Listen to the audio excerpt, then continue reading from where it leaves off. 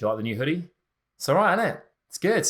Esports Awards, the team there, kindly sent me an ambassador hoodie. I love it. It's well comfy. It's got a proper big hood as well, very Sith-like. Star Wars fans would love it. We've just had the Game Awards. Now, I did a video recently on the channel here. I did a video, and it was all about life after Cyberpunk.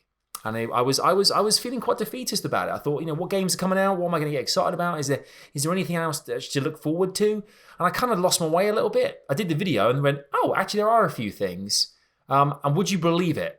December 10th, the night of the Game Awards, the day Cyberpunk 2077 comes out, suddenly, oosh, the awards ceremony shows a ton of new stuff. A big shout out to all the nominees and all the winners who won things like, best game, best action adventure title, best esports host, best score. So many incredible winners. But in between all of these awards being given out, we had brand new announcements. It was like E3 and Gamescom combined into one. Huge lot of love goes out to Jeff Keighley for putting this thing together. And the incredible team that they had that made this a thing in wake of what's happening in 2020. I mean, you had awards being given out by flipping like Gal Gadot, Wonder Woman, and Brie Larson, Captain Marvel. Not my favorite. Then Tom Holland, freaking Spider-Man / Nathan Drake. It was a Hollywood affair. It was incredible. But what was amazing is that we've had such a bad year of like not really seeing much. Obviously a big year for like Xbox One, Xbox Series X comes out, PlayStation 5 comes out. There's no giant expo showcase for these things like usual, and instead everything's done online. But the Game Awards was a combination of everything that we were hoping for this year in one particular ceremony, and it could not have been more perfectly timed. Some of the things announced are so exciting that it actually really blew me away, and I wasn't expecting that. I thought I'd go into it thinking, okay, some new fun things we can look forward to. I know there's a few things coming out, all brand new stuff. I can't wait. Look, I'll give you I'll throw in my 2 cents as well on what I'm looking forward to. Good old IGN. You can't go wrong with a bit of IG. Streaming it last night as well. That's the thing. The numbers for this thing, the Game Awards as well. Man, I think I looked at YouTube and Twitch combined at one stage, and it had over 1 million concurrents combined, which is just redonkulous. Like, so cool. It started off relatively chill. There were a few little things we got, like some indie titles coming up, and it kind of kicked off with things like this, like Sea of Solitude coming to Nintendo Switch. A lot of Nintendo Switch stuff was coming out. So we had these kind of like tasters of things that are coming out, which look kind of exciting. There were, Part of Me, Nier Replicant, which she made sure to say version 1.22474487139. And she, I love about that. She went through and said, that's the current title for the game. And I'm going to say every single number. It's the last thing that I ever say. It's going to be the number. And then we started getting into the real hot stuff. One of the biggest things kicking things off was everyone had this kind of vibe that Super Smash Brothers Ultimate was going to have a new fighter of some description, and we were blessed with Sephiroth. We saw Sephiroth break this huge thing apart, and suddenly Cloud's like, what the deuce, man? Boom! The guy is here. Sephiroth's going to be a character that I think is available as of kind of Christmas time, so really soon as well. So if any Super Smash Brothers players out there as well, having a new hero enter the arena is absolutely massive. So that was a really cool thing to kick things off. It was like, okay, look at it, this looks great. Then we had this. Now, Perfect Dark is a game that I remember coming out back when I was younger, and I dabbled a little. I didn't play much of it. I knew kind of the premise. It was kind of like a sci-fi, futuristic first-person shooter kind of game. But when they released this trailer for it, it was stunning. It was absolutely incredible. I'm going to make sure as well that I put links in for the games that particularly kind of struck me in the description below. If you want to check them out, check out the trailers officially. Perfect Dark is definitely one to have a look at. The landscape of this game as well was just absolutely stunning, like pyramids and lightning storms. It really, first-person shooters games like with a campaign-based story. I mean, look at Cyberpunk and how that's like delivering the goods left, right, and center right now. But this feels a lot more kind of like espionage-y, sci-fi, futuristic. It looks very cool. I thought Perfect Dark for me looks exciting. Now, Back 4 Blood was the next one that kind of came out. We looked at this as well. Left 4 Dead is a really, really popular, franchise and series that has got a huge cult following. Back for Blood, zombies, undead, survival, ticking every box for me. I mean, again, it looks amazing. And again, I was watching these trailers and I was like, okay, there's another game that I don't really have a history of playing the kind of titles, but damn, I want to play that puppy. Now there was a game called Callisto Protocol. Now, for those who are fans of any kind of like Dead Space, you can see on screen there, the creator of Dead Space, Glenn Scoville, comes up with this bad boy. For anyone who likes like anything sci-fi, like if you like Alien Isolation, Dead Space, that kind of like horror-based sci-fi kind of like alone in the dark adventure, up in the cosmos somewhere, this had every single, like, it ticked every single box. And the thing is, it didn't show too much, just an alien or a mutant of some sort and someone petrified. What was going to happen? Pow smacko. Watch the trailer, you'll find out. I mentioned in the previous video how hyped I am for Resident Evil The Village. Mate, this one, wow. This Callisto Protocol, I love the title as well, is a banger. The Callisto Protocol. Sounds like a spy novel from back in like the 60s. This thing sounds awesome. So I really, that's one of the ones that I was really excited about the most. Yet to be titled. It's a Dragon Age game where, I mean, for anyone who's a fan of the fantasy genre in general, this game for you is absolutely going to be something that you're going to dive into. Even if you're not you haven't played the previous games, you know that BioWare and the EA like production, you know that it's going to be something which, even if you haven't played the previous games, the legacy of it, the kind of like the scale of this thing. That's a dragon pun. The scale of this thing is going to really draw people in. Again, another big game.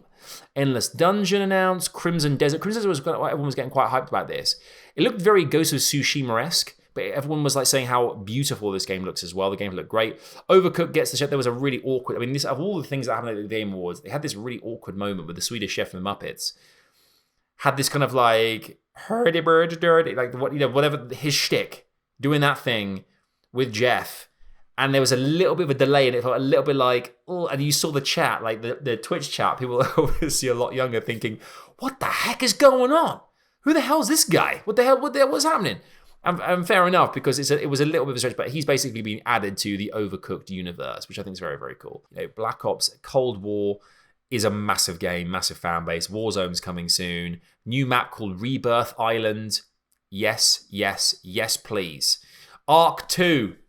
Oh my goodness. This trailer actually was one of the best, I think, that we saw the whole evening. Vin flippin' Diesel, bruv. Triple X. The guy. Yeah, we know that Vin Diesel is a huge gamer as well. And suddenly you see this kind of like huge like 1v1 against Vin. It's all kicking off. And then suddenly out of nowhere, watch this puppy, skadoosh, Tyrannosaurus turns up to spoil the party. And things just go crazy. Everyone's like, oh, the new Fast and Furious gone back in time, looks sick. It's like, yeah, fair enough. There's a brand new Fall Guys Season 3 kind of Winter Wonderland coming our way as well. The medieval times, Fall Guys is a bit of a weird place. Fall Guys began the year as an absolute, like, it was an absolute monster in the gaming space. Like, everyone was playing this thing. And it kind of dropped off towards the end of Season 1. And Season 2, the medieval kind of shtick they've got going on right now, hasn't really landed as much as I think they were hoping it was going to. So it's kind of started to dip off. There's Winter Wonderland vibe. Everyone was kind of going, okay, I like that. Adding ice, and you think about all the kind of like new cute things they could add to the mix if they take winter and snow and Christmas time as kind of like their inspiration. So it could be a lot of fun. It could add a lot of new dimensions to the game. I think what I'm hoping is it kind of takes away a lot of the old maps and kind of brings brand new ones to the forefront, because I think it really needs freshening up. I think that's the problem with Season 2. A lot of the old maps still stuck around. They were tweaked a little bit, but they weren't the same. I think what you need to have here is a brand new take on the game, brand new maps, new runs, new events, if you will, new shows. Then we had Outriders, another game coming from Square Enix. And Outriders, it was a game actually, that game was actually kind of like, it was kind of teased to us quite a while ago. And I think there's been some alpha, even some beta stuff as well, but it's coming out early February. So this is a game that's actually coming out pretty much Q1. And again, I think it's a desperate sci-fi universe, which sounds pretty awesome. 3-player co-op shooter.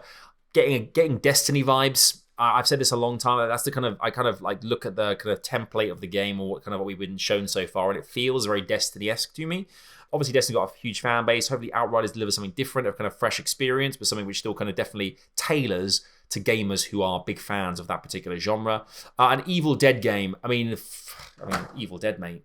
It's Evil Dead, isn't it? Different playable characters, monsters in the woods. I mean, what else can you ask for? You know, for those who don't know what the Evil Dead is, it's such a cult phenomenon, the Evil Dead, as a movie, and ever since, you know, just the characters, the world that it resides in, the chainsaw for hands, like the Army of the Dead movie. There's so many great things in the Evil Dead universe. I think that Dead by Daylight, I think, actually introduced kind of an Evil Dead kind of DLC kind of pack as well. So it's always kind of been there or there amongst it in the kind of like the gaming space as well. So it's great to see a dedicated game entering the fray, and new fans who aren't particularly familiar with Evil Dead. It had like a TV show, I think, last year as well.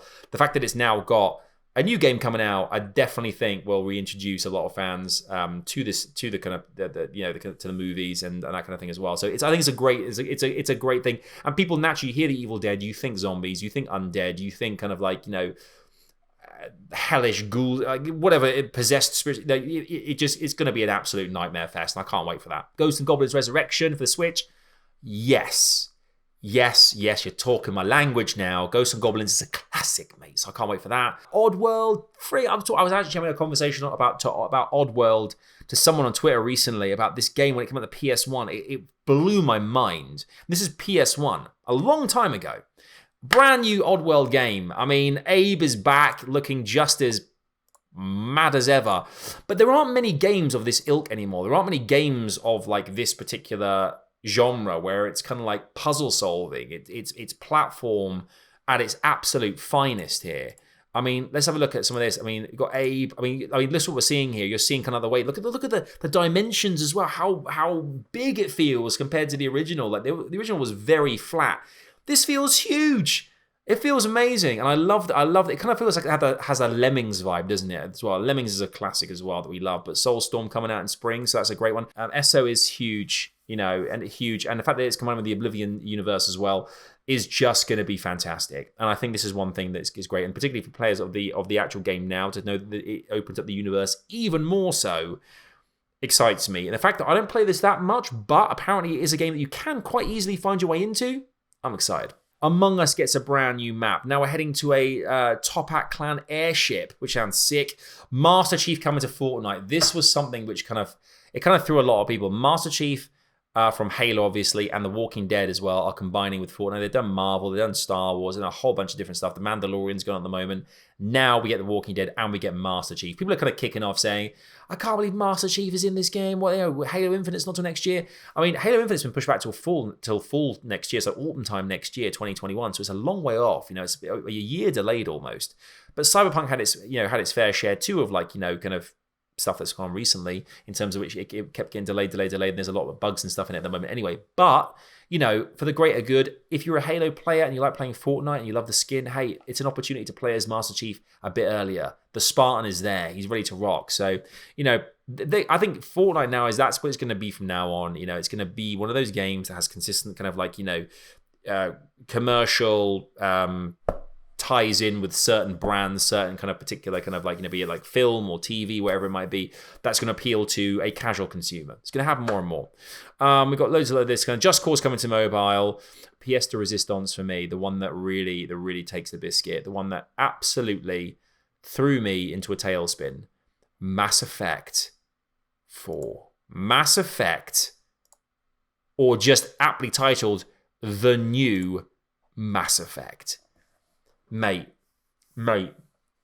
I want to make this very clear here that Mass Effect was a game for me. So look at some of the trailer down the line here. We saw some great visuals in space. There was some great little snippets as well. Definitely check the trailer out if you haven't seen it so far. Some snippets from like kind of like, you know, astronauts in our time, like Armstrong and like the Apollo 11 crew or whatever it might be. And it kind of adds this kind of feel to like the future and how we're progressing in space travel. And then you see this and you see the N7, you go, oh my god. And then we see Liara Sony like there and you go, what? She looks more like Liv Tyler. And you just literally, everyone was like, oh, Mass Effect. I think we all thought it was going to be a reimagined 1, 2, and 3, but actually to see that there's going to be a potentially, it looks like a new Mass Effect game. Mass Effect Andromeda bombed horribly. The story wasn't great. It was clunky. It was stupid animations. There was a little weird running crouch run animation thing. It was just crap. But this, I'm hoping they've gone back to the drawing board and delivered something good. It blew me away. Being a sci-fi nerd like I am as well, it was great.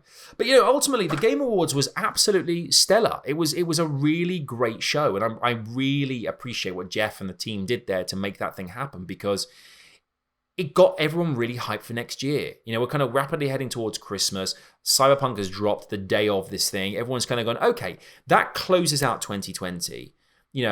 There's obviously all the kind of pandemic stuff going on, but that closes the gaming side of things out in terms of the big release of the year. But what's 2021 got in store? And suddenly, boom, boom, boom, boom, boom, boom, boom, firing shots left, right, and center of all the things that we can get excited about. And I, for one, loved it. I thought it was great. The combination of an awards ceremony with this kind of showcase of what's to come, I think, is the future of the way that we do the expos. Expos like E3, Gamescom, sure, we'd love to see them again. I've been to them, fortunately, before, some of them, and they're fantastic. They're incredible. They're wild. And people live for those moments, those kind of moments where you suddenly see Keanu Reeves coming out, you're breathtaking, all that. People live for that.